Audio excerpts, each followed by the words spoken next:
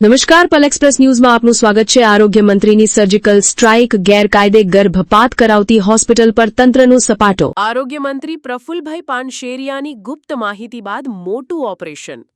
આખરે મમતા હોસ્પિટલનો પાપનો ઘડો ફૂટ્યો। પાપનું સરનામું બદલ્યો પણ પોલીસથી ન બચ્યા। અગાઉ સીલ થયેલી હોસ્પિટલ નવા નામે શરૂ કરી અને ફરી ઝડપાઈ। સુરત આરોગ્ય વિભાગની લાલ આંખ, વરાછામાં ગેરકાયદે ગર્ભ પરીક્ષણ અને ગર્ભપાતનું રેકેટ ઝડપી પાડી હોસ્પિટલ સીલ કરાઈ। કાયદાના લીરે લીરા ઉડાડતા નકલી તબીબો સામે આરોગ્ય તંત્ર અને પોલીસની કડક કાર્યવાહી। નામ બદલ્યું પણ કામ નહીં। અગાઉ જેલમાં ગયેલા સંચાલકની હોસ્પિટલ પર ફરી તંત્રની ટુકડી ત્રાટકી। સુરત પોલીસ અને હેલ્થ ટીમનું સંયુક્ત ઓપરેશન, ગેરકાયદે ગર્ભપાત કરતી હોસ્પિટલના ખેલનો આવ્યો અંત। દીકરીઓને બચાવવા સરકારની મક્કમતા। આરોગ્ય મંત્રીના માર્ગદર્શન હેઠળ સુરતમાં PNDT એક્ટ હેઠળ કડક કાર્યવાહી કરી। નકલી ડોક્ટર અને ગેરકાયદે હોસ્પિટલો સાવધાન। સુરત જિલ્લા આરોગ્ય અધિકારી અને પોલીસની મોટી કાર્યવાહી। સરકારની બાજ નજર, હોસ્પિટલ સીલ, દર્દીઓ સિવિલ ખસેડાયા અને સંચાલકો સામે પોલીસ ફરિયાદ દાખલ કરાઈ। સુરતમાં ગર્ભ પરીક્ષણ અને ગર્ભપાત માટે મમતા હોસ્પિટલની અંદર રેડ પાડી અને લાઈવ ડૉક્ટર તો નથી પણ ફાર્માસિસ્ટને પકડી અને FIR કરવામાં આવી છે।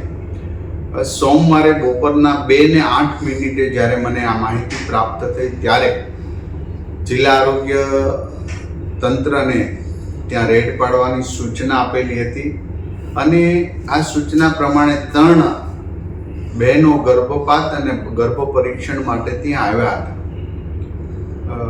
આ સમયની અંદર બેટી બચાવો બેટી પઢાઓના નારા સાથે જ્યારે સમાજ આગળ આવી રહ્યો છે ત્યારે આવું હીન કૃત્ય કરનારી એ માતાઓ પણ છે કે જે પોતાની દીકરીને કુખમાંથી મારી નાખવાનો પ્રયાસ કરે છે અને આવા રાક્ષસી કૃત્ય કરનારા ફાર્માસિસ્ટ અને હોસ્પિટલના માલિકો જે આવું રાક્ષસી કૃત્ય કરે છે કે આ બીજી વાર આ લોકો પકડાણા છે।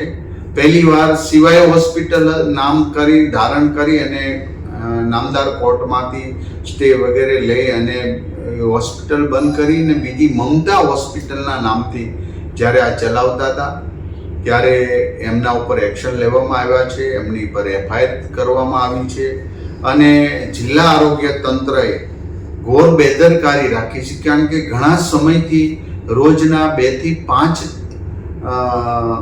ગર્ભ પરીક્ષણ અને ગર્ભપાત કરાવી રહ્યા હતા। તો આ તો બહુ મોટી ઘટના કહેવાય અને આપણા સભ્ય સમાજ માટે ખૂબ ચિંતાજનકની વાત હતી।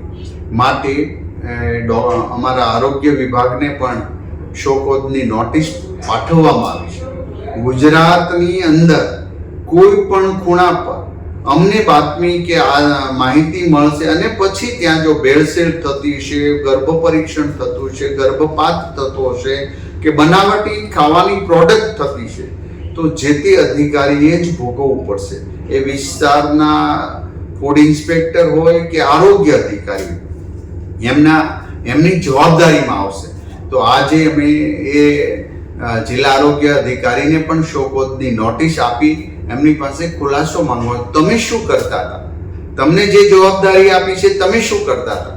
જ્યારે ગુજરાતના મંત્રી પાસે જવાબદારી આવે ને પછી તમે એક્શન લો છો, આ પણ કોઈક શંકા ઉપજાવે એવી વાતો છે। માટે ભેળસેળ હોય, ડ્રગ્સમાં ભેળસેળ હોય, ગર્ભપાત હોય કે ગર્ભ પરીક્ષણ કોઈ બાબતમાં અમે ચલાવી લેવા માંગતા નથી। તંત્ર સજાગ છે અને જે આવું દુષ્કૃત્ય કરનારા લોકો ચેતી જાય, હજી સુધરવાનો સમય છે। સરકાર કોઈ પણને બક્ષવાની નથી। એ આ સંદેશો નહીં પણ અમે વાસ્તવિકતા કહીને અમે એક્શન લઈ રહ્યા છીએ।